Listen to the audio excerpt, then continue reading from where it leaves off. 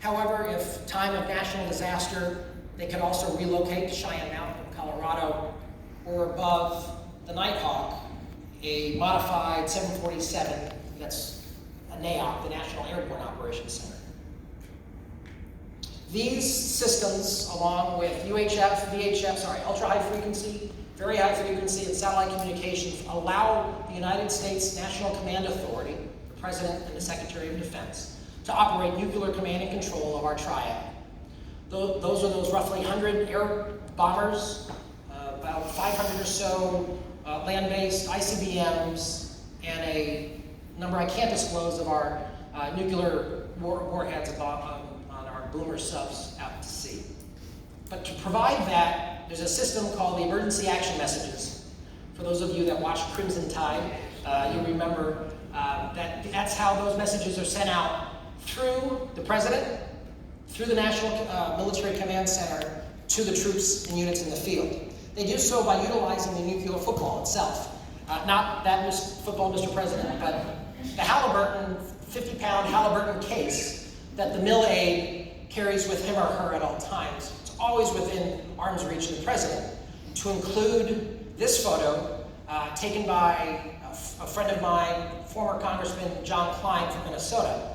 When he was a Marine, they actually issued him special riding boots, because when President Reagan went to his ranch in California, he literally would go riding with the President with the nuclear football to ensure that the football was always close to the President. The football contains the manila folder with the emergency broadcast system to get the codes out to the troops in the field, a black book indicating strike options of our major adversary countries and tactical responses thereof, and the biscuit, which is about the size of a deck of playing cards that the President actually carries. It's a plastic cookie that the President carries. You can break open, and then it has multiple lines of code that he then coordinates with the NMCC whether or not the use of nuclear weapons has been authorized. As an individual who's been blessed to wear the uniform in service to this country, we are very mindful that the best way to secure peace is to prepare for war. But it's obviously our last desire. The other major function of the NMCC is to provide worldwide situational awareness. I would sit at a console similar to that with an unclassified, top secret communication systems in front of me, about 3 different phone lines, and I would sit here for about a month under training, getting instructed on how I would operate the shift for the 12-hour shift that I would be on. I was under instruction for about a month before I was certified to sit watch, as we call it. My first day sitting watch, first 8 hours, pretty pleasant, pretty quiet. Then the phone rings. And on the other end of that line was the National Security Advisor, Susan Rice. I picked up the phone, and I almost had a bowel movement. I felt like Ashton Kutcher was punking me, but the National Security Advisor had 4 very specific questions that the President needed answers. So I started jotting those questions down, fervently writing them down, having no clue what she was talking about. I hung up the phone, and I'm pretty sure I had this exact look on my face. The admiral that was in charge of the watch that day looked at me and very calmly just reminded me that my ability to control my emotions is what sets me apart from other people. And that if I didn't have the skill set to do the job, I wouldn't be in that position. And I'm really glad that that admiral, who was a Navy SEAL, was willing to share that Navy SEAL creed with me at that moment. Because I was terrified. Again, first day sitting watch by myself, but then I realized it's not about me, it's about the team. So I walked out of the NJOIT, the National Joint Operations Intelligence Center, where I and 9 other people sat. We were the ones that, no kidding, the admiral that gave me this quote had a key around his neck. That key unlocks the code book that allows him and the President to communicate with those codes. I walked out of that room and went and spoke with a CIA rep, an Army rep, a DIA, Defense Intelligence Agency rep, and a few others, used their analysis in mind, fused together some answers, did a little bit more research, and then called the National Security Advisor back and gave her the answer. Luckily, we were pretty on point. But in that moment, I learned that the strength comes from the diversity of the team. Again, going back to what President Lincoln taught us, you need to have a team around you better than yourself. My job was to work out the details. When I was on that call with Ambassador Rice, I could not ask follow-up questions. I couldn't ask points of clarification. It was my job to assess those details and try to come up to a summation. The key is learning what your boss, what your AE, what your president of your elected board that year wants you to do, and find a way to nuance that and work that, making it sound like it's an idea of their own is a great way to do that, to be successful. Relying on others around you is a key important.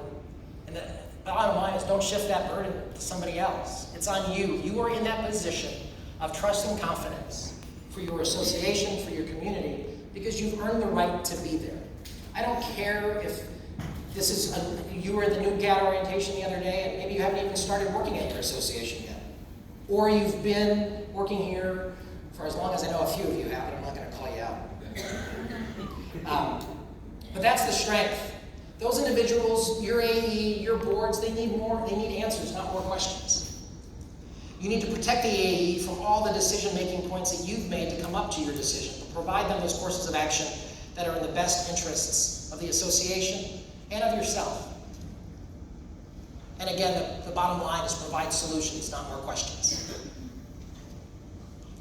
One of the things that I learned from those great leaders that I had the pleasure of learning with, through the PLS programs, to some of my priests at Georgetown, is, as Walt Whitman said, life is full of defining moments. Do we define the moment, or do we allow the moment to define us?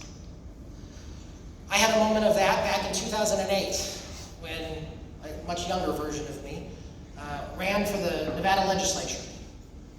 That year started out great. I had Governor Romney's endorsement. Things were moving in the right direction. I was the fourth largest fundraiser in Nevada. In the end, it did not matter a damn when the Obama tsunami came and I became a failure. Something that I aspired for a long time slips through my grasp. But in that moment, when I felt like I was going to be on the ash heap of Nevada political history, I remember what Teddy Roosevelt said. And at least I dared greatly, at least I tried. And then I thought about it, and I wasn't the only one that has had those failures, nor will I not have an opportunity to fail again, which I have, and I know I'm going to fail again in the future. But luckily, I remembered the words of Walt Disney when he was fired from a newspaper in Kansas City. And looking back at that time, he thought about it, and everyone needs to have a good, hard failure when they're young. How many of you love wine like I do? Okay, good, yeah. If the weather is wonderful in Napa and Sonoma, how good is the wine that year? It's not that good. But if that wine has some frost and has some bitter cold nights, and maybe has some ash in the sky based on some fires, unfortunately, a couple of years ago, it is only going to make those vines more resilient and have the strength to make a better product, just like it'll make you to be a better individual. And that's why life is all about focus. What we focus on is what we become. You need to look past those moments of despair and look at those positive things that are out there. And that's what I really learned to take as a paradigm shift. It's not about winning or losing. It's about winning or learning. And how President Reagan, when he learned in his 1968 campaign for president that he lost, like President Clinton learned in 1978 when he ran for Congress and lost, or when President Bush learned when he ran for Congress in 1980 and lost. These lessons are not just in politics.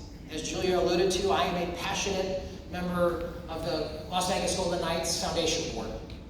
And through that, I've had the pleasure of getting to know our head coach, Gerard Gallant. Gerard was a journeyman player in the National Hockey League. He then became a coach in the National Hockey League, working his way up to managing his first team as a manager, the Florida Panthers.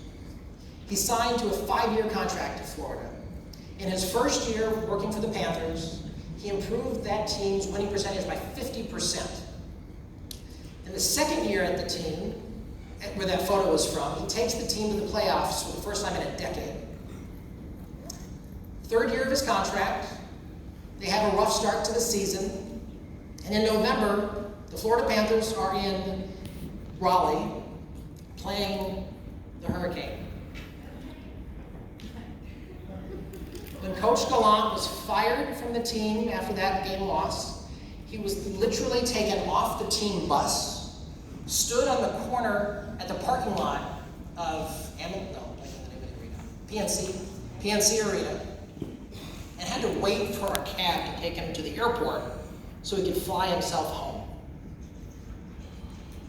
Pretty damn embarrassing, pretty humiliating to be ripped from the team in such a manner. Did he wallow? Did he allow that to turn into despair and destroy who he was and the type of coach that he was? No. 1 year later, he was hired by the Las Vegas Golden Knights. He led that team to the Western Conference Championship and won, playing in their first season, leading them to the Stanley Cup final. Taking 2 players to the All-Star game, and more importantly, 1 year from being fired, won the Jack Adams Award for Most Outstanding Coach in the National Hockey League. From the depths of despair to almost the pinnacle of success. I say almost because that Stanley Cup should have been ours. Same thing happened in St. Louis this year. A team that was at the bottom of the division early in the season has an unbelievable turnaround and finally brings a cup to St. Louis.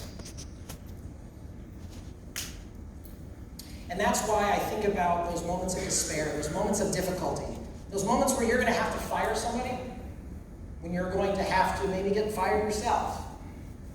Trying to see that as an opportunity to grow, not just be let go. To me, the strongest leadership trait, the strongest character trait that a leader needs to have is empathy. We've all maybe had bosses that their IQ supersedes their EQ. I don't want to work for a person like that. More importantly, I never want to be a person like that. I want to be able to be like President Obama on that awful day in spring when he comforts this woman who lost her home when a tornado destroyed her entire family possessions in Tuscaloosa. But that goes the other direction as well on a day of triumph. When you're a young Air Force Academy cadet, you get to chest bump your commander-in-chief after graduating from the Air Force Academy. Or even a simple gesture among 2 friends at a funeral when President Bush gives First Lady Michelle Obama a breath mint. The human nature, the human character is critical and really defines us and who we are. I'm going to share with you my second favorite Napoleon quote. Actually, I'll share both with you. My second favorite Napoleon quote is to remind a leader that their role is to divine reality and give hope. Another one that I think this group especially will appreciate is my favorite beverage, champagne. Napoleon said, champagne, in victory you've earned it, in defeat you need it. The key thing to remember is we have to deal with the world as it is, not how we would like it to be. It's imperative to try to make the best of the situation, both good and bad, and be successful in doing so. And with that, I'm going to ask for any questions that you have, but I'm just going to leave you with the charge that has been given to me many times at Georgetown, and that's the words of St. Ignatius Loyola, and humbly asking you to go forth and set the world on fire.